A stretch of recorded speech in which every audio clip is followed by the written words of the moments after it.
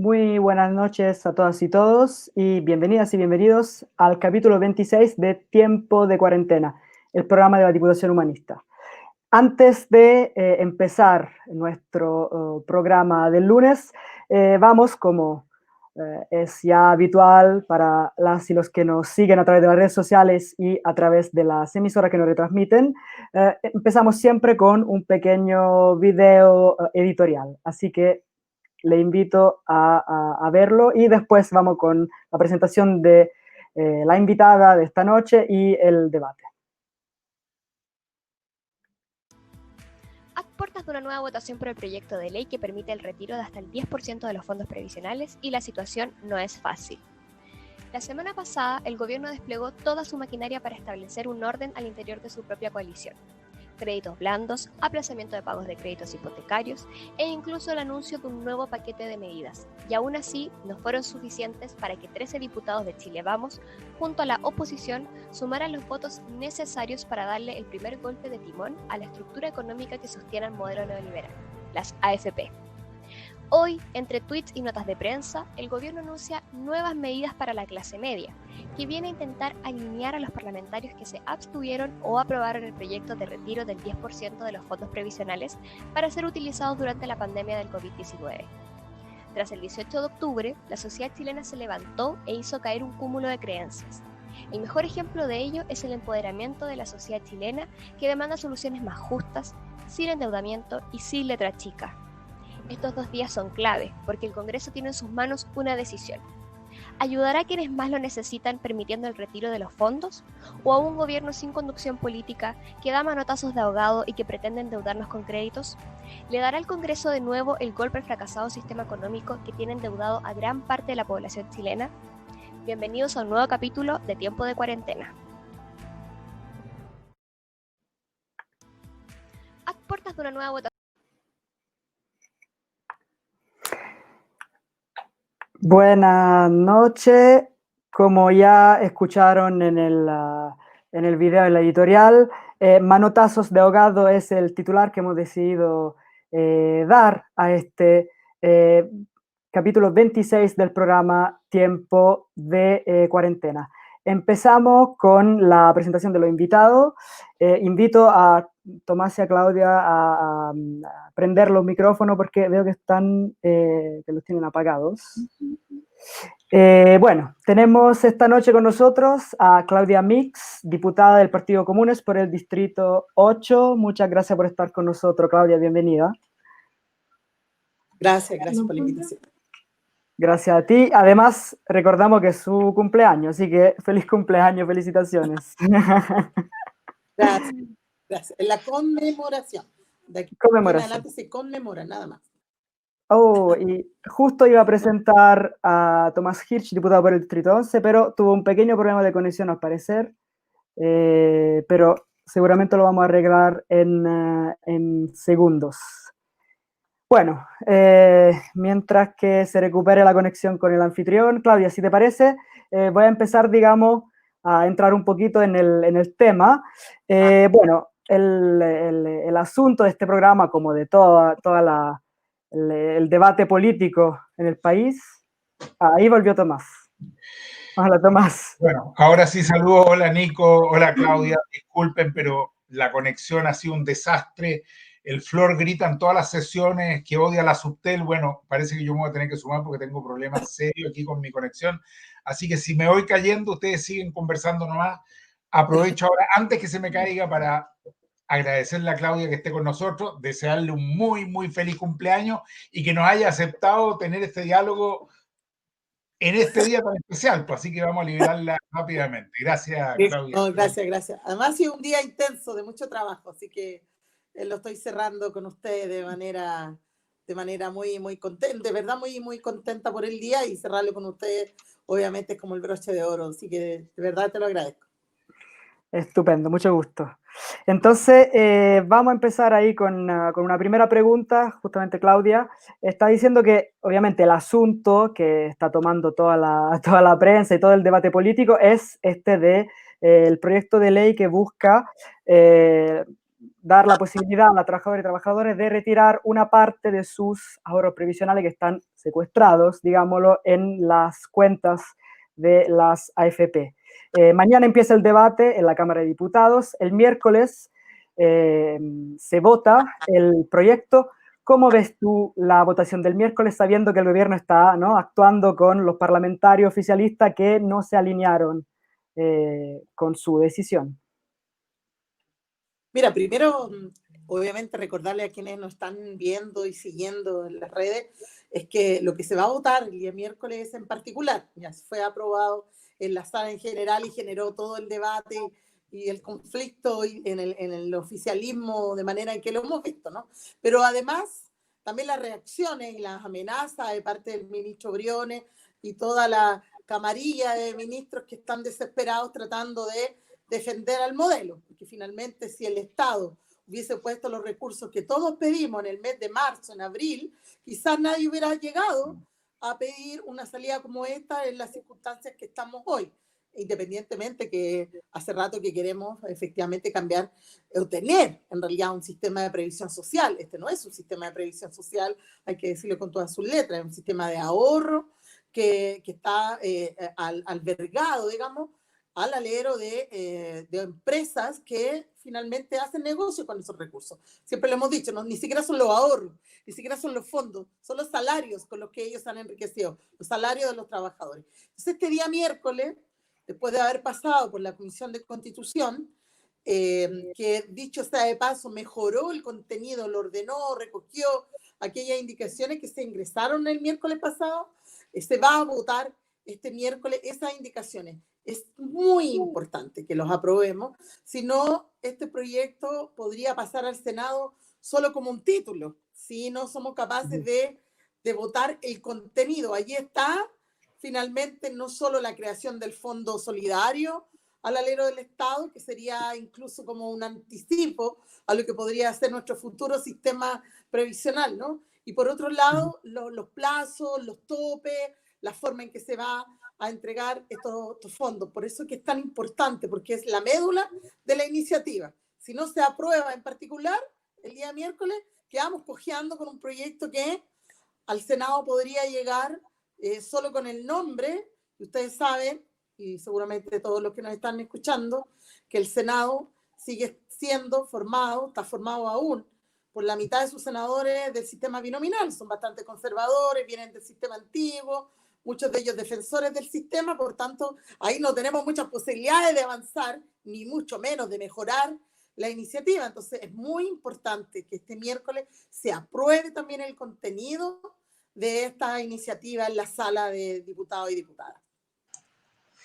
Perfecto. Tomás, ¿cómo ves tú esta, digamos, segunda parte de la tramitación y cómo ves tú el anuncio que ya dio hoy día el gobierno sobre un nuevo paquete de medidas para la clase media, justamente para evitar que el oficialismo vote a favor del proyecto?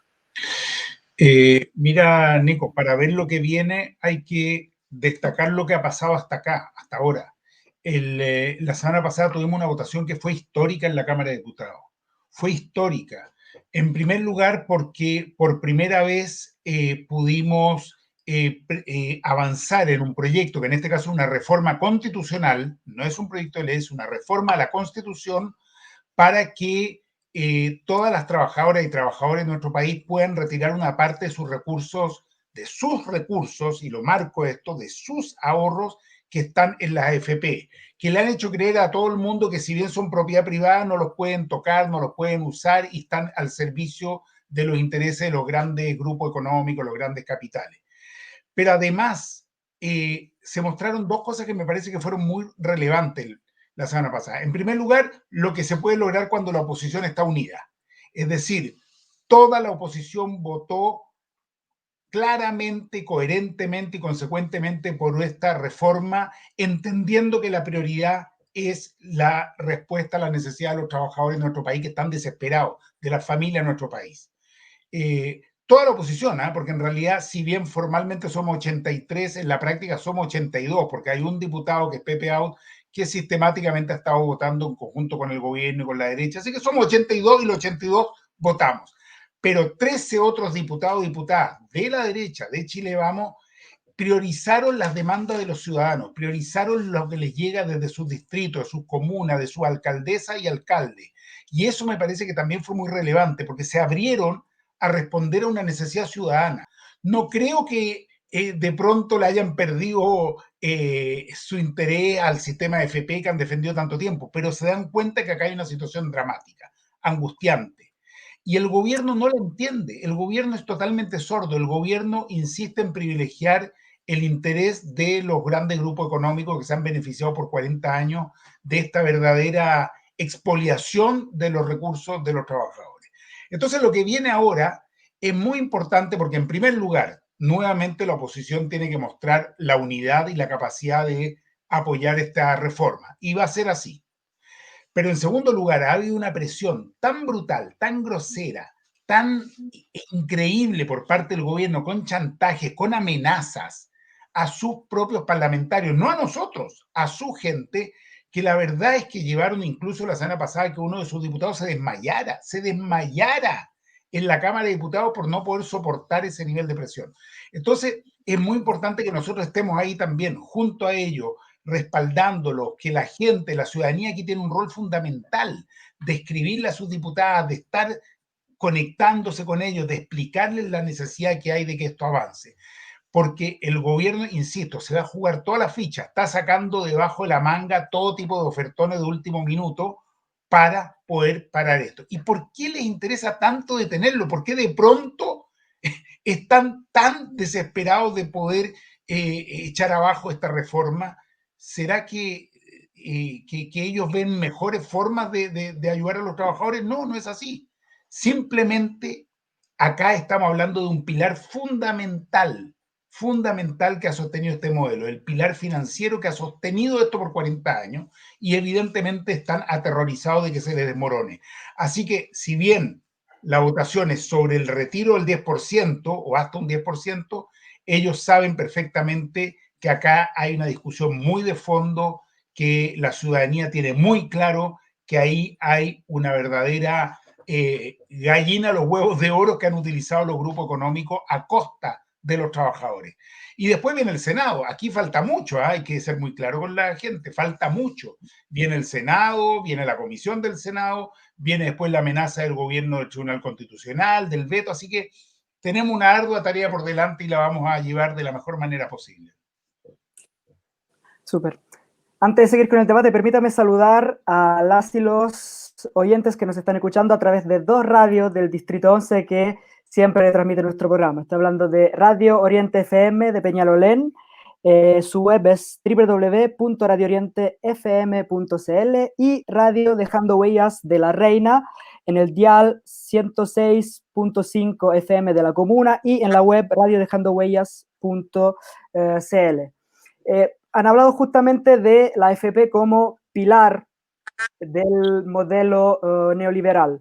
Y entonces parece que con esta reforma constitucional se puede abrir una pequeña brecha, ¿no? en este modelo y quizás eso puede abrir el camino a un nuevo sistema, o sea, a un sistema de seguridad social de verdad.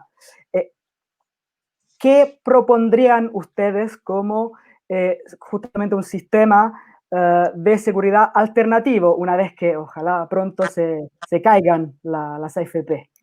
Claudia. Mira, hay algo que decía Tomás que no hay que perder de vista. Cuando se partió la discusión el día miércoles pasado, la primera intervención fue de uno de los parlamentarios que lleva más años en el Parlamento y que representa justamente el sector más conservador, de hecho al partido de Kast, estaba hablando de Urrutia, ¿no? Y que partió casi amenazando a sus pares. Y él dijo, voy a hablarles a los diputados de derecha. E hizo una defensa del modelo, casi como la carta que hizo llegar Longueira también a los parlamentarios de la UDI.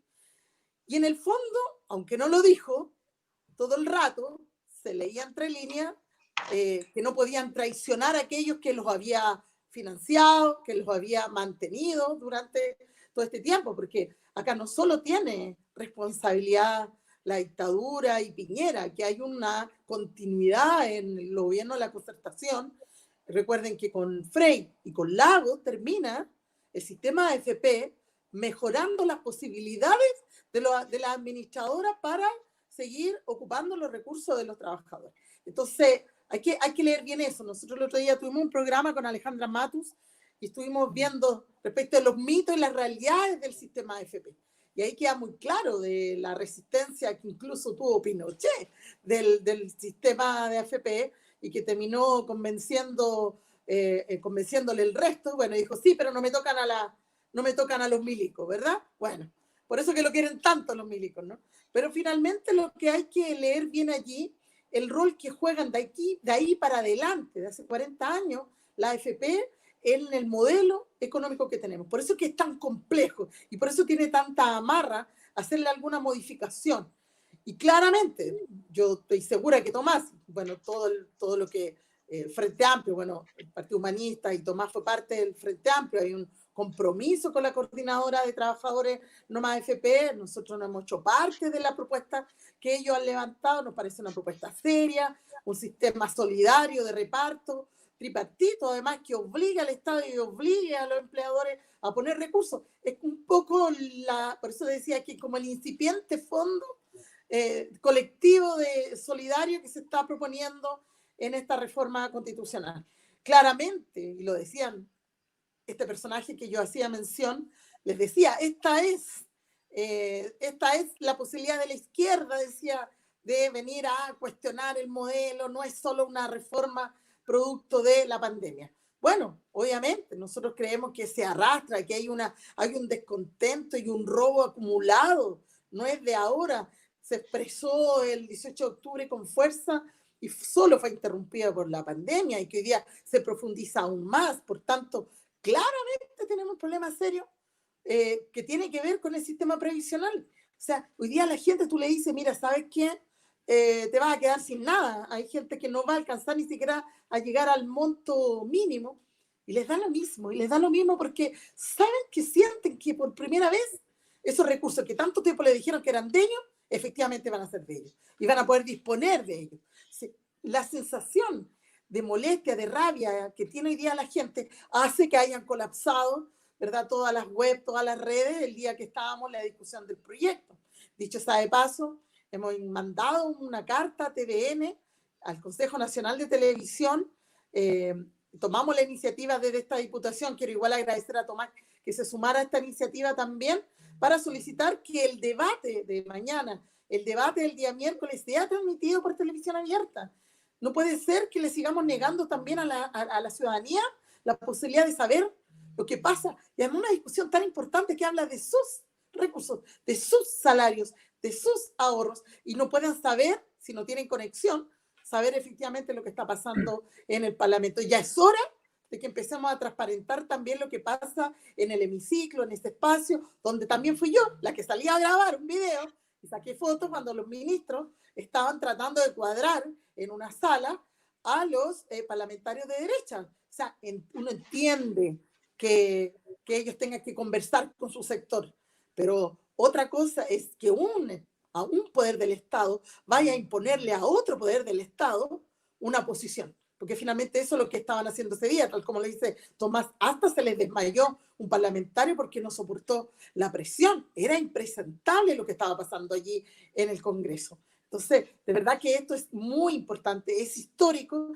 y necesitamos estar muy en línea, muy coordinados y con mucha actitud unitaria y con mucha responsabilidad para que efectivamente logremos al menos dejarle una pata coja a este sistema y terminar de hacerlo caer en nuestro proceso constituyente, que obviamente la discusión de un sistema previsional va a ser tema obligatorio en ese proceso.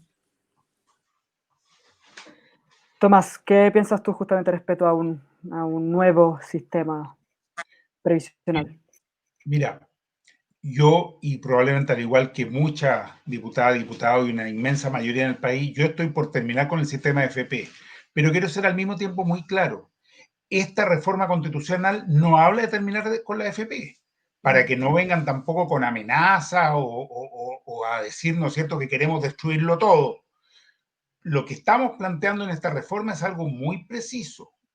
Lo que se dice es que los cotizantes, los afiliados, las trabajadoras y los trabajadores de nuestro país que han ahorrado, que les han quitado un 10% de su sueldo por años, puedan utilizar un 10% de ese ahorro o hasta un 10% de ese ahorro para cubrir sus necesidades en un momento de emergencia. Es decir, es algo muy acotado, muy preciso. Nos dicen que sacar esa plata hoy día va a ser hambre para mañana. La verdad es que si no sacan esta plata, es hambre hoy, y el hambre tú no lo puedes postergar, no es a crédito, no puedes decir, bueno, no importa, después lo resuelvo, es hambre hoy, pero además el sistema AFP de todas maneras es también hambre mañana.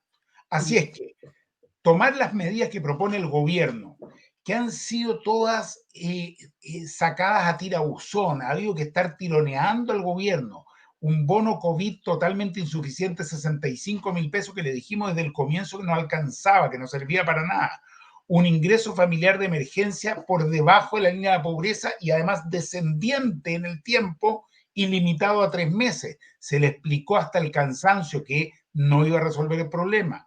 Tuvo que volver a cambiarlo, subirlo un poco, pero de todas maneras por debajo de la línea de la pobreza. Las cajas, que han sido más bien un show mediático vergonzoso que siguió este domingo en el Movistar Arena, que la verdad es que fue grosero, grotesco, que el gobierno arriende un lugar, gaste millones de pesos en vez de focalizar la ayuda en quienes la necesitan y entregarle recursos directos a la gente para que cada uno pueda ver en qué necesita priorizar. Porque algunos tienen alimento, pero necesitan gas, necesitan calefacción, necesitan medicamentos, necesitan cubrir una parte de la casa que se les llueve. Hay distintas necesidades. Más allá de eso, cuando uno ve un inserto como el de hoy en el Mercurio, que es nuevamente de una violencia, de una imposición, de una desfachatez, es propio de los patrones de fondo. Fíjate que hasta en el detalle que alguien notaba que están primero los nombres. Es decir, si alguien se aburre de leer, por lo menos sepa quiénes son aquí los que están hablando. ¿Quiénes son los dueños de Chile? Los dueños de Chile. Los dueños de Chile.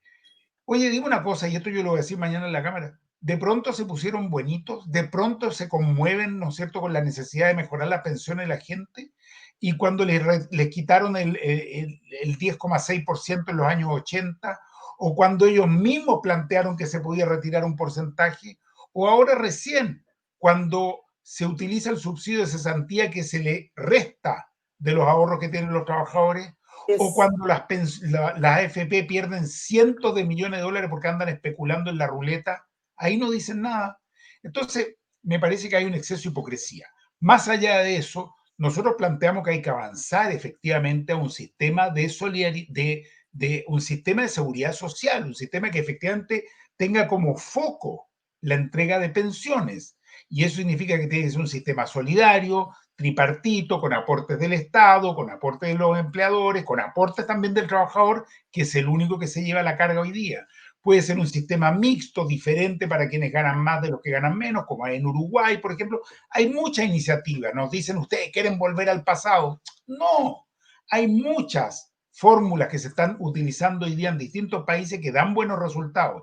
La que no está funcionando es la que se ha implementado en Chile, que fue luego tomado en otros países y se terminaron todos saliendo porque se dieron cuenta que efectivamente es un desastre. Tenemos que pasar un sistema solidario, lo ha explicado muy bien la Fundación Sol, lo ha explicado muy bien Senda, lo han explicado distintos economistas. El sistema con los ahorros que hay acumulado permite perfectamente avanzar un sistema solidario que podría hasta duplicar el nivel de las pensiones actuales sin poner en riesgo esos fondos acumulados por lo menos por 50, 60 años. Así que fórmulas hay y ya avanzaremos después a eso, pero por ahora esta reforma constitucional que es fundamental. Que avance. Han hablado ustedes de esta reforma constitucional como una medida de emergencia justamente para aliviar de alguna forma el sufrimiento de la gente que lo está pasando bastante mal, ¿no? En muchas situaciones. Me gustaría que ambos pudieran de alguna forma y en síntesis presentar un poquito a las y los que no los conocen la iniciativa que se han hecho desde el Congreso, desde la oposición, para justamente tomar medidas a favor de la gente, ¿no? En estos meses de pandemia. Me parece interesante justamente que se sepa, porque justamente estas propuestas muchas veces no tienen espacio, ¿no? en los medios hegemónicos. Claudia. Sí, no, sí, efectivamente, mira, de hecho, es más, el día 18 de marzo, el mismo día que el presidente estaba declarando el estado de catástrofe, nosotros estábamos votando en sala un proyecto que limitaba el aumento de los precios de los productos de medicamentos, uso de medicamentos, incluso de aseo y consumos básicos. Lo estábamos votando en sala y logramos quórum constitucional. Fue sumamente apoyado, fue transversal, lo conozco bien porque era un proyecto nuestro, estábamos muy contentos porque además porque acuérdense que al inicio de la pandemia, estamos hablando 18 de marzo, o sea, ya había pasado por la Comisión de Salud el proyecto, la gente estaba reclamando mucho por el aumento de las mascarillas, de los guantes, todo se fue a las nubes y teníamos que regular esos precios. Y la forma de regular o de fijar los precios era entregándole una facultad a la autoridad sanitaria para que pudiera multar y controlar el tema de los precios. Ese proyecto fue despachado casi por unanimidad a la sala. Se fue a la Comisión de Salud del Senado y ahí quedó. Yo lo comento porque yo creo que no es menor, porque la gente a veces dice, ¿por qué no la Cámara, por qué los diputados no ingresan proyectos que de verdad nos ayuden? Hay así varias iniciativas que van en el camino correcto, han estado en el camino correcto. El mismo postnatal de emergencia, que también soy firmante en dos de las mociones, de las tres mociones. Hoy día mismo votamos en la Comisión de Trabajo un proyecto que también ingresamos el 25 de marzo y casi 4 meses después venimos a discutir lo que hoy día les pasa a las trabajadoras de casa particular. Es decir, desde la Cámara, desde las mociones, han existido iniciativas interesantes, el corte, la prohibición de los cortes de servicios básicos, que el gobierno ha puesto un veto, por ejemplo. Esa es una moción parlamentaria. Tenemos varias iniciativas que de verdad, si el gobierno cuando empezó a hacer su mea culpa hubiera de verdad querido mejorar la situación, hubiera recogido la mitad de las propuestas que ya estaban en el Parlamento, fíjate que hubiéramos avanzado de buena manera, incluido la renta básica de emergencia, que fue el homólogo al IFE y era bastante mejor. Yo estuve en la discusión del proyecto en la Comisión de Desarrollo Social. Ellos ofrecían 1.800 millones, nosotros teníamos, no, perdón, 800 millones y nosotros teníamos 3.200 millones. Que era imposible, que no había plata, que no había por dónde. Nosotros ya incluíamos a la clase media, incluíamos hasta el 90% de la población más vulnerada. Estamos hablando de abril, mayo, estamos en julio. Hoy día todavía la gente espera desesperada una ayuda. La ayuda actual cubre el 34% de los beneficiarios. Si de verdad hubiera podido llegar al 80%, quizás no tendríamos que estar con esta iniciativa de reforma del retiro de los fondos, porque la gente hubiera podido cubrir de alguna forma estas necesidades. Vale también lo que hacían mención al inicio del seguro del empleo, que finalmente lo que hace es que los mismos ahorros de los trabajadores son los que están salvando la situación de los empleos. ¿Y qué va a pasar? Se viene una crisis más profunda económica y lo más probable es que todos estos trabajadores suspendidos, que no aparecen hoy día como cesantes, terminen igual perdiendo su empleo y ya no va a existir ese fondo para salvarlos en términos del desempleo y la cesantía. Por eso lo ha hecho todo mal el gobierno. Podía haber partido echando mano a ahorro, a crédito, porque es muy distinto que un Estado pida crédito que pida una familia.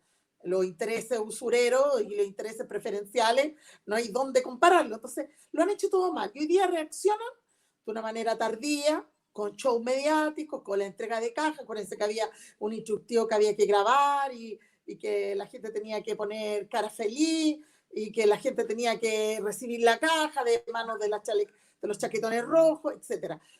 Ha habido de verdad un show del hambre, de reírse y de mediatizar lo malo que nos está pasando a la gente. Fíjate que nosotros hemos llevado como equipo y sumado un montón de ayudas más, incluso del partido que levantó una plataforma para eso.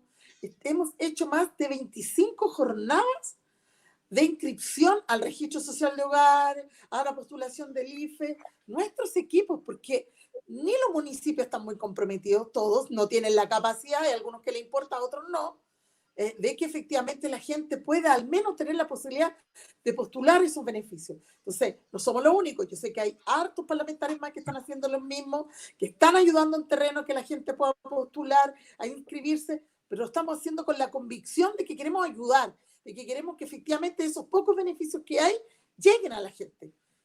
Y eso requiere voluntad, compromiso, y lo hemos tenido. Cuando nos tratan de obstruccionistas, la verdad que no lo hemos sido para nada. Hemos estado todos los días en la calle apoyando esa iniciativa, que finalmente es responsabilidad del gobierno, pero entendemos que si no nos ponemos al servicio de la gente para poder lograr el acceso a estos beneficios, mucha más gente lo va a seguir pasando mal. Los plazos empiezan a vencer y después ya no hay nada más que hacer ahí. Así que yo sigo encontrando insuficientes las propuestas del gobierno, no han logrado entender porque han puesto el foco equivocado. Si siguen al alero de las decisiones digamos, de la CPC, de los empresarios, de los dueños del Chile, como muy bien decía Tomás, poco vamos a avanzar en poner el foco donde importa, que es proteger la vida y la familia de la mayoría de este país. La mayoría de este país lo está pasando mal, lo está pasando pésimo, está pasando hambre, están desesperados, gente que nunca jamás en su vida se había acercado a pedir ayuda, hoy día lo tiene que hacer porque está desesperado. Tomás, desde tu diputación, justamente, ¿cuáles son las iniciativas que se han propuesto de cara a la gente, de cara a la mayoría, ¿no?, del país? Mira, yo primero quiero destacar algo tomándome de lo que ha dicho Claudia. Nosotros hemos tenido una actitud desde la oposición de contribuir a que se pueda llegar con ayudas, con soluciones, con respuestas a la ciudadanía, y desde ese punto de vista hemos aprobado todos los proyectos que ha presentado el gobierno. Y por cierto que en las comisiones hemos buscado mejorarlo, hemos revisado las letras chicas porque están llenos de letras chicas, hemos visto que realmente cumplan con un estándar de llegar a la gente y entregarle los beneficios que se están planteando en el discurso. Pero había una actitud de colaboración, de entender la necesidad y la urgencia. Así que efectivamente de obstruccionismo aquí no nos pueden acusar en absolutamente ninguno de los proyectos que ha enviado el gobierno, ninguno solo. Pero nosotros sí hemos presentado muchos más y una y otra vez el gobierno los busca bloquear diciendo que son inconstitucionales, ¿no es cierto?, que no tenemos la posibilidad de nosotros presentarlo, y eso lo ha hecho en la Cámara de Diputados y en el Senado. Mira, yo te menciono algunos al vuelo, aparte de los que ya ha mencionado Claudia. Yo presenté un proyecto de ley para congelar los precios de la ISAPRE, para que la ISAPRE durante la pandemia no puedan subir sus planes, porque es absolutamente inmoral. Y además lo habían anunciado ya que la iban a subir para julio. Bueno, lo tuvieron detenido ahí declarando lo que era inconstitucional. En la Comisión de Salud finalmente se votó y se vio que sí era constitucional, porque estábamos hablando de un derecho que perfectamente nosotros podemos legislar al respecto, y está avanzando. Hemos presentado un proyecto, porque hay muchos proyectos que no son solamente cuánta plata le llega a la gente, sino que para que puedan continuar con su vida hacia adelante. Hemos presentado un proyecto para que no se pueda llevar al DICOM a quienes quedan en situación de no pago durante la pandemia, porque no tienen cómo cubrir, ¿no es cierto?, algunos compromisos. Hemos presentado un proyecto para que no se pueda aumentar el precio de los arriendos y que no se pueda tampoco terminar esos contratos. Recién firmamos otro proyecto para prohibir los lanzamientos que presentó el diputado Marcelo Díaz y nosotros lo respaldamos. Nosotros hemos presentado el proyecto de la renta básica universal, que ya es un tema que se está discutiendo, y si bien requiere un tiempo de incorporarlo en el debate, en la discusión, es un tema en general nuevo, podría perfectamente ser una respuesta hoy día para las familias, pero el gobierno se ha resistido y sigue, ¿no es cierto?, en su esquema de este ingreso familiar de emergencia que no alcanza a cubrir las necesidades. La situación que pasó con el postnatal de emergencia. Bueno, el corte de los servicios básicos. Fíjate que es muy sintomático que el gobierno o bien declare inconstitucionales justamente los proyectos que están orientados a ayudar a las familias, o bien amenace con el veto y concrete el veto además. ¿Y por qué veta esos proyectos? Porque en definitiva sigue con la mirada puesta en cómo cuidar y proteger el negocio de esos grandes conglomerados, ¿no es cierto?, que están detrás de los servicios básicos en nuestro país, que no están hoy día planteados como derechos, sino que como negocios. Nosotros al mismo tiempo hemos intentado, igual como Claudia y como tantas otras diputadas y diputados, de colaborar lo más posible en el distrito, porque hay necesidades muy grandes. Y una de las cosas que yo he destacado y que me parece que ha sido fantástico es ver la solidaridad de la gente en las comunas y sobre todo en los sectores con más carencia. Se ha despertado un apoyo mutuo. Nadie deja solo caerse al vecino.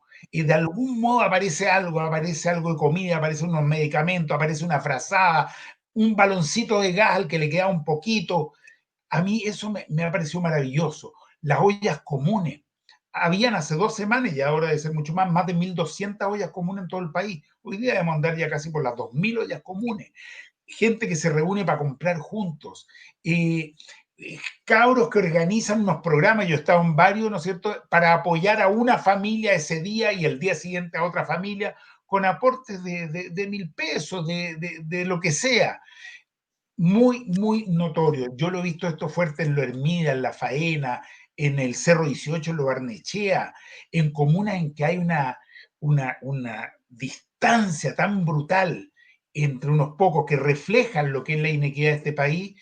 La gente más humilde es la que más se ha puesto. Y eso es un aspecto que me parece maravilloso dentro de la tragedia que es la pandemia, cómo la gente se cuida, cómo la gente se preocupa del otro, cómo hay una solidaridad que está muy, muy a la raíz.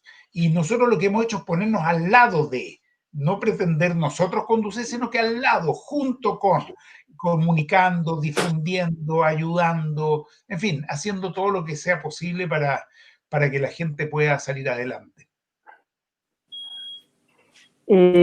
Claudia, esta misma gente justamente que está mostrando, digamos, en continuación un poquito con lo que fue el despertar de Chile de octubre en adelante, está actuando así de forma súper solidaria, etc. Esta misma gente, ¿cómo podría reaccionar frente a un rechazo, por ejemplo, de la reforma constitucional el miércoles en la Cámara o en el Senado? ¿Qué piensas tú? ¿Qué es lo que puede pasar? O sea, la verdad, no sé qué puede pasar. Incluso capaz que si digo algo nos digan que estamos fomentando que pase. Pero lo que sí, ¿verdad, no? Pero lo que me imagino frente a la madurez que ha tenido este pueblo y que hayan dejado el miedo de lado, de decir lo que sienten, lo que quieren, sus sueños, su rabia, lo más probable que solamente ahora los contiene el miedo a contagiarse, nada más. Pero eso está acumulado. Uno lo ve tal como lo planteaba Tomás. Yo tengo en mi distrito zonas rurales, zonas bien abandonadas, mucho campamento, Colina, Lampa, Tiltil, zonas que están de verdad devastadas por la pobreza. Muchos campamentos, muchas tomas de terreno que han tenido que enfrentar la lluvia de la peor forma. Allá no existe la mascarilla. ¿De qué te vaya a preocupar si estáis pasándolo, estáis tratando de sobrevivir?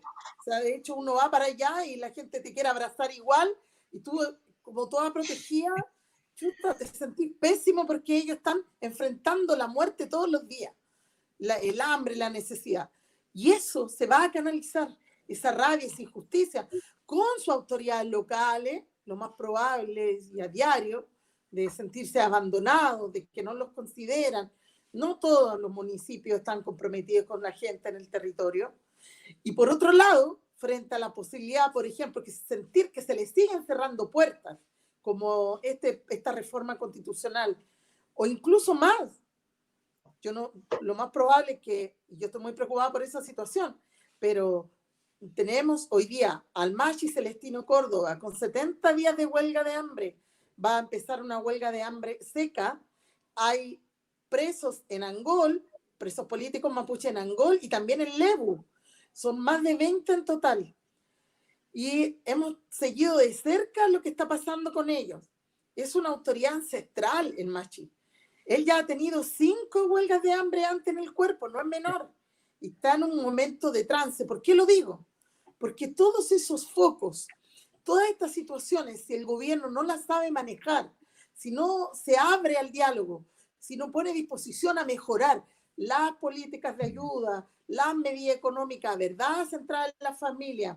Hemos pedido hasta el cansancio, de hecho aprobamos un proyecto de resolución en la Cámara de Diputados para que pudiera el gobierno escuchar lo que la Cámara decía en relación a los presos políticos mapuche e incluso a los presos políticos de la revuelta. Ese lo perdimos. Pero la situación en las cárceles de todas las personas privadas de libertad hoy día es gravísima, es gravísima. Y pedíamos soluciones concretas, ofrecíamos soluciones concretas para poder enfrentar el periodo de la pandemia. Y nada de eso ha habido respuesta. Entonces, es una acumulación de yo diría, de soberbia, de no querer escuchar, de no querer hacerse cargo, y la cantidad de focos que se están levantando en la práctica con estos conflictos legítimos, por cierto, si el gobierno no tiene la habilidad para mostrar disposición a conversar, a solucionar estos problemas, no solo va a ser una caja de mercadería. Esto es un problema político, no es un problema jurídico. No es un problema constitucional, es un problema político. Y para solucionar problemas políticos hay que tomar decisiones políticas correctas. Y este gobierno no las está tomando. Y por eso que se desborda por todos lados la rabia incluso de su propio sector.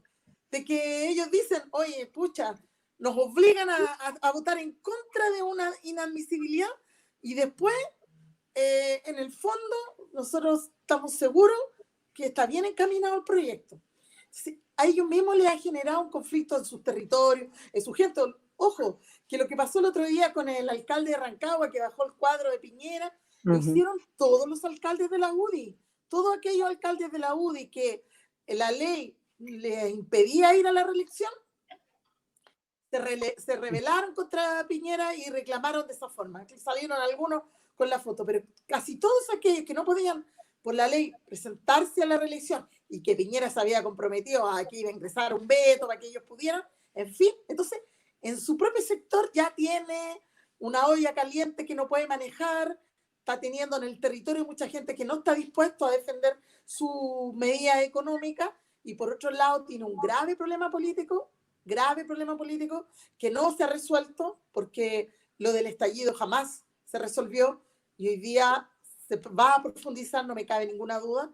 Por tanto, lo que yo creo es que se va a demostrar ya más cerca de la salida de esta pandemia que el gobierno no tuvo la habilidad de hacerse cargo de todos estos conflictos de manera simultánea y seguramente le va a explotar más de alguno en su rostro, digamos.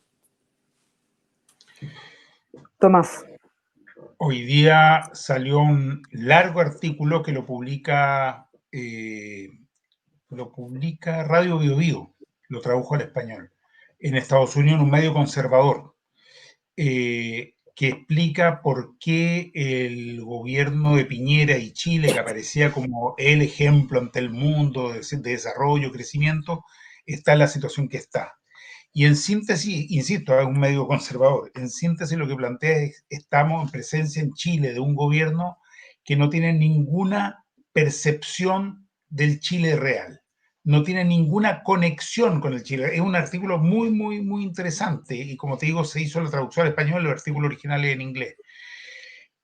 Acá no hay que equivocarse. Es verdad que la Plaza de la Dignidad está vacía, pero eso es porque la gente es responsable. Más allá de las acusaciones del gobierno y el ministro que dicen que la gente no cumple la cuarentena, la gente ha sido muy responsable, han cuidado a sus hijos, a sus viejos, a su gente. Lo que pasa es que han tenido que salir a trabajar para buscar la plata para el día, porque la realidad de Chile es que hay millones de informales, es que hay gente que vive del día a día, una inmensa mayoría. Son cifras que estaban totalmente escondidas o camufladas en el modo en que miden el trabajo, pero esa es la realidad. Pero que no se equivoque el gobierno, que la Plaza de la Dignidad esté vacía no significa que la gente se fue para la casa y se olvidó de lo que fueron las demandas que aparecieron con tanta fuerza después del 18 de octubre. La gente las tiene muy claras y se da cuenta que el gobierno no ha respondido. Y es más, fruto de la pandemia ha quedado en evidencia justamente todo aquello que se estaba denunciando después del 18 de octubre. Ha quedado en evidencia que acá no hay ningún interés, ninguna preocupación por la gente, que se privilegian los intereses de los grandes grupos económicos, que en definitiva la salud sigue siendo un negocio y la educación también. Mira los proyectos que hemos presentado, ¿no es cierto?, para que no tengan que estar pagándose los aranceles en plena pandemia, y el gobierno dele con defender, ¿no es cierto?, esos intereses que en definitiva son intereses económicos. Entonces, a mí me parece que una vez que pase esta situación de cuarentena, se va a expresar con mucha fuerza una rabia acumulada muy grande que el mismo gobierno la está haciendo crecer. Ojo, hoy día efectivamente vuelve a salir una encuesta. Digo hoy día para que se sepa que el programa es en directo, digamos que no estamos. Hoy día salió una nueva encuesta de la CADEM, si no me equivoco, que ya sabemos, pagada por ellos mismos, que muestra a un Piñera cayendo en picada, un 17%. Ciertos números no se habían visto nunca en Chile. Llegó, claro, un 6 o un 7 en medio del estallido, pero 17% es un desastre. Te habla de que no tiene apoyo ni siquiera en lo que era su sector tradicional. Si la derecha siempre, nos guste o no nos guste, tenía en Chile y ha tenido siempre un 30, un 33, un 35, por algo inventaron el binominal, pues, para tener con ese 33% el 50%, si la pensaron bien, 33.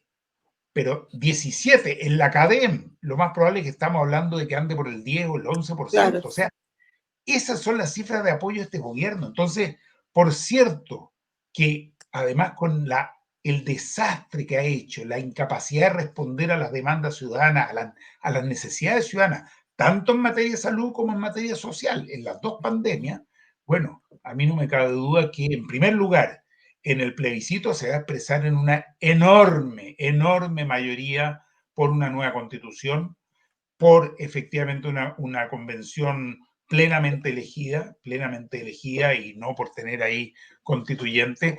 Vamos a tratar de seguir avanzando para que ahí hayan cupos, además para los pueblos originarios. Ya tenemos una asamblea, una convención que va a ser paritaria, y yo creo que ahí se va a empezar a expresar esta demanda ciudadana por un cambio muy profundo, que no tiene que ver con pequeños retoques al modelo, sino que tiene que ver con construir una sociedad en la cual nadie pretende hacerse millonario. Yo te digo, la gente es muy razonable. Lo que aspiran es a poder vivir dignamente, a poder tener garantizada una salud, una educación, una pensión después de aportar 30 o 40 años de esfuerzo al país. Es de bastante sentido común lo que la gente pide. Pero como el gobierno no escucha, yo creo que sí vamos a tener una fuerte expresión ciudadana una vez que se pueda volver a salir. Ok. Si les parece, vamos a echar una mirada a los comentarios y a las preguntas que llegaron desde Facebook y Twitter. No sé si por mientras Claudia quizás quería decir algo, no sé, estaba como a punto de... No. No. Vamos a la pregunta, a ver qué es lo que hay. Hay algunos comentarios. Antonio Cortés desde Facebook dice: Vamos, Tomás, los trabajadores somos el motor de la economía. Me acuerdo de esta frase como si fuera hoy un abrazo, saludos. Me imagino una frase de una de las campañas presidenciales, ¿no? O de ambas. Sí, bueno, pero se sabe y es así, lo hemos dicho siempre. Acá quieren hacer creer que el que mueve todo es el capital, por el contrario. Son los trabajadores, el esfuerzo humano, y el capital lo que ha hecho más bien es apropiarse justamente de ese excedente y acrecentar con eso su poder. Es la teoría básica del marxismo. Claro. Sí, pues. Y no solamente. Peter Guerrero Gorigoitia, espero haber pronunciado bien el apellido. Supe que dejaron fuera de retiro a los empleados municipales. Claudia, ¿qué puede decir? Lo que pasa es que había un par de indicaciones que obviamente ingresó la derecha para evitar de que fuera que la cobertura fuera a todos los trabajadores sin diferencia. Por eso que insisto tanto que es tan importante la votación de miércoles, porque esas indicaciones se perdieron en la Comisión de Constitución, pero se pueden reponer en sala, o sea, no es menor. Entonces hay que dar la pelea hasta el final. Claramente para nosotros no se tendría que hacer diferencia entre ya la precarizada situación de los trabajadores públicos y digamos, dejarlos en un trato distinto. Claramente para el gobierno y para la derecha, cuando hablas de trabajadores públicos, hablas de de fondos fiscales, entonces le dan una vuelta más larga para tratar de justificar de que son inconstitucionales, pero vamos a dar la pelea para que sea para todo igual. Perfecto. Hay un saludo también para Claudia, un abrazo, un orgullo que estés defendiendo con tanta fuerza los intereses del pueblo desde la Villa Santa Adela de Cerrillos. Jorge Omar Fuente Álvarez. Él fue un gran dirigente del Banco del Estado, del Bueno. sindicato del Banco del Estado. Una pregunta para Tomás. Tomás, dices que esto tomará tiempo. ¿Cuánto tiempo más exactamente? Es difícil saber porque siempre esto depende de la voluntad y la disposición que tengan los presidentes o las presidentas de la Cámara y del Senado y de las comisiones. Hasta acá hemos avanzado muy rápido. Ha habido una disposición muy buena del presidente de la Comisión de Constitución, Matías Walker, donde se ha visto, pero también hay que decirlo del presidente de la Cámara de Diputados, ¿eh? Porque perfectamente él podría haber chuteado esto y decir, bueno, tenemos proyectos de discusión inmediata, entonces lo vamos a dejar para después, pero no, él ha sido en ese sentido, yo tengo que decir, me parece muy correcto, lo puso inmediatamente que se vio en la Comisión de Constitución, lo puso ahora de vuelta, ¿no es cierto? Así que hasta aquí vamos avanzando a un buen ritmo. Pero es difícil saber el plazo, yo por lo menos no, pero faltan por lo menos lo siguiente, voy a mencionarlo muy rápido. Esto va ahora a la Cámara y se vota el miércoles. De ahí va al Senado. En el Senado se tiene que ver en comisión, ¿no es cierto?, en la Comisión de Constitución y en la sala del Senado. Si ahí se aprueba, que es lo que esperamos nosotros, normalmente le hacen alguna modificación, eso en general es así, y de ahí entonces vuelve a la Cámara de Diputados. ¿Ok? Si en la Cámara de Diputados estamos de acuerdo con lo que hizo el Senado, es ley, es reforma. Pero si hay alguna diferencia entre lo que ellos votaron y lo que nosotros creemos, va todavía a una comisión mixta. ¿Ok? Y eso vuelve todavía a ser votado en la Cámara de Diputados del Senado. Todo esto puede ser muy rápido. Todo esto puede ser muy rápido, puede ser, digamos, 2, 3 semanas, no sé. O pueden intentar en algunas comisiones o en algunos sectores forzar que esto se alargue un poco más. Pero yo diría que la disposición que hemos visto hasta ahora, tanto en la Cámara de Diputados y creo que en el Senado, es avanzar lo más rápido posible. No puedo decir cuántas semanas exactamente, pero empujarlo. Y ahí también, digo lo mismo que antes, la presión, la señal que esté dando la gente, la ciudadanía, quienes nos están preguntando esto, es súper importante. Al final, diputadas y diputados y senadores, sí estamos viendo qué es lo que pasa con la ciudadanía y todos miden de algún modo si hay una presión y una demanda porque esto se vea en forma rápida. Y a propósito de eso, perdón, que no es menor, porque en la Cámara de Diputados se intentó, por lo menos la UDI intentó, de que también el proyecto pasara por trabajo, para dilatarlo más. Nos costó, no fue tan fácil de que se pusiera en tabla esta semana, fue harta presión, 3 horas ahí ¿cierto? Peleando con la UDI, logramos que se pusiera en tabla, y podría pasar lo mismo en el Senado, de que ellos allá sí logren mandarlo a trabajo, y entonces lo dilatan más, porque lo que requiere hoy día el gobierno es más tiempo para ordenar a su gente. Exacto. Sí, hay que tener ojo con eso. Absolutamente. Y justamente hablando de ciudadanía activa e interesada, Chochoive desde Twitter pregunta, mañana a qué hora empieza a verse en sala el retiro del 10%. Esa pregunta para la Claudia, que es nuestra flamante jefa de comité, así que ella sabe. Sí, mañana hay un proyecto antes, si no me equivoco, un proyecto que es menor, estos proyectos que como que nos obligan a discutir, parece que es del límite al gasto público, del gasto electoral. Ese parece que es el primer proyecto que no, es el plazo que hay para denuncias frente al gasto electoral. Sí, algo así, pero tiene que ver con lo electoral, que no recuerdo el detalle del boletín. Sí. Pero ese está limitado, tiene 3 minutos por bancada, depende de nosotros si queremos hablar o no, entonces aceleramos el tranco. Y como muy bien decía Tomás al inicio, estamos todos en condiciones de inscribirnos para hablar, para debatir hasta las 2:30. De ahí la sesión va a durar hasta las 2 de la tarde, y se suspende la discusión del proyecto hasta el día miércoles, que continúa y se vota. Por eso que también el día miércoles pusieron otro proyecto que tiene que ver con la educación parvularia. Son esos proyectos que meten para un poco volar la perdiz. Por lo menos logramos que se pusieran tablas. Pero la verdad es que, para que estén todos atentos, yo creo que a las 11 de la mañana ya vamos a estar en plena discusión de los articulados del proyecto. Sí, Perfecto. para que sepan los que nos están mirando, tenemos 3 minutos cada diputada y cada diputado para hablar. Para intervenir, Así sí, que sí. van a hacer discursos muy Claro, concentraditos. el otro día se inscribieron, nos inscribimos 86 parlamentarios, por eso terminamos a las 7 de la tarde. Yo Claro. me imagino que ahora no solo es más corto el tiempo de intervención, sino que probablemente haya menos intervenciones. Yo creo que Sí, sí. Sí. es lo más probable. Perfecto. Una última pregunta desde redes sociales. Paulina Silva Donoso, ¿de ser aprobada puede ser llevada al Tribunal Constitucional? Es una discusión, en la Comisión de Constitución, y yo estuve participando, se discutió este tema porque al ser una reforma constitucional, algunos dicen que no puede ser llevada. Otros dicen sí puede ser llevada justamente para si es que se contradice con otro aspecto de la misma Constitución.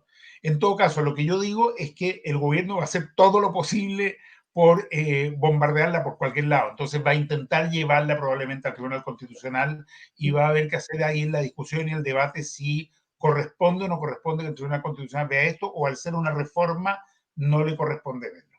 Es un tema ¿Sabes qué? abierto. Sí, yo creo que no menos lo que dice Tomás, porque hay un debate paralelo a todo lo que se ha llevado en este periodo. Piensen cuántos vetos presidenciales hemos tenido. Incluso por ahí el mismo presidente de la Comisión de Constitución decía que el gobierno está abusando de la herramienta del veto. O sea, no puede ser, somos un poder del Estado independiente al Poder Ejecutivo. Ellos no pueden estar vetando todo nuestro trabajo legislativo, todo el debate, toda la construcción de iniciativas, de leyes, y resulta que la atribución que tiene el presidente es llegar y decir, no, este proyecto no me gusta. Revisen, por lo menos hemos tenido durante este año como 5 o 6 vetos. Sí, y entonces es impresentable en términos políticos. Insisto que este es un problema político. Entonces, también hay que poner presión ahí. O sea, lo que hace el gobierno con los vetos es precarizar la democracia que tenemos ya debilitada. Le quita el rango a un poder independiente de la capacidad y la atribución que tenemos para discutir leyes. Entonces, no es menor esta herramienta que ha sido abusada por parte del presidente. No te olvides, Nico, que el gobierno ha querido formar una comisión de expertos para determinar el poder ejecutivo cómo el poder legislativo define la constitucionalidad e inconstitucionalidad de las leyes, que es una atribución totalmente del poder legislativo.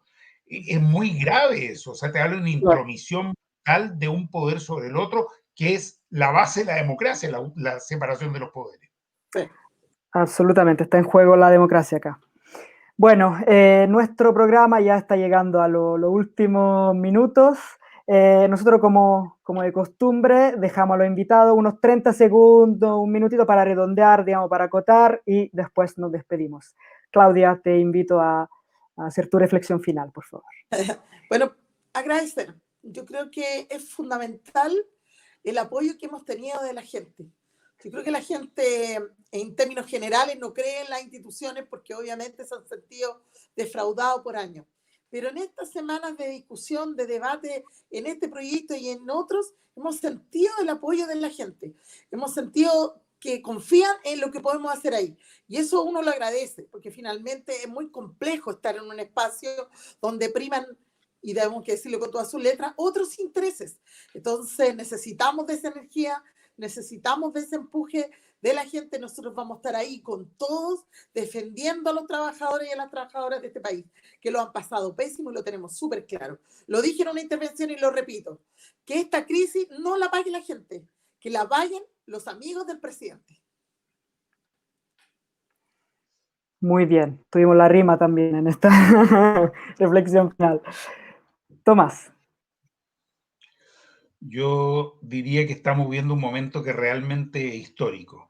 Es la posibilidad de poner por delante el derecho de la gente a poder alimentarse, a poder darle a su familia lo que necesita y priorizar eso por sobre el interés de los grandes grupos económicos, de los sectores empresariales, de los bancos, de los dueños de la AFP, de los amigos del presidente. Y desde ese punto de vista yo creo que nosotros nos hemos puesto claramente, codo a codo con la ciudadanía y con su demanda. Pero necesitamos seguir trabajando juntos, necesitamos seguir empujando esto. Esta pelea no está ganada todavía. Quedan muchos pasos por delante y necesitamos apoyarnos mutuamente entre ciudadanos, entre organizaciones sociales, junto con los parlamentarios y las parlamentarias que estamos tratando de que haya un poco más respeto por la gente. A mí no me cabe duda que estamos avanzando y vamos a avanzar bien. Si del estallido social se empezó a desmoronar ese primer pilar, que es la Constitución del 80, hoy día se le está empezando a desmoronar el segundo pilar, este pilar financiero, que son las AFP, con lo cual han sostenido el modelo. Vamos a dar esta batalla y no me cabe duda que se va a abrir un futuro distinto para todas y para todos. Muy bien, ya estamos llegando al fin del programa. Quiero agradecer a Claudia Mix, diputada del Distrito 8 del Partido Comunes, por haber estado con nosotros. Muchas gracias, Claudia, que estés súper bien. Gracias. Gracias, por supuesto, a Tomás, que es nuestro anfitrión, por habernos acompañado. Y gracias, por supuesto, al equipo que está detrás y a todas las y los que nos han visto y escuchado hasta ahora. Tomás. Y a ti, Nico, pues muchas gracias por ayudarnos con este programa, y a Claudia desearle un muy, muy feliz cumpleaños. Lo vamos a celebrar muy bien entre mañana y el miércoles ahí en el Congreso. Sí, y a todo el equipo, bueno, como siempre, agradecerle. Ya nos vemos. Súper, ya nos vemos. Esto ha sido Tiempo de Cuarentena número 26. Chao, chao. Síganos en las redes sociales, ahora va a aparecer el cartel.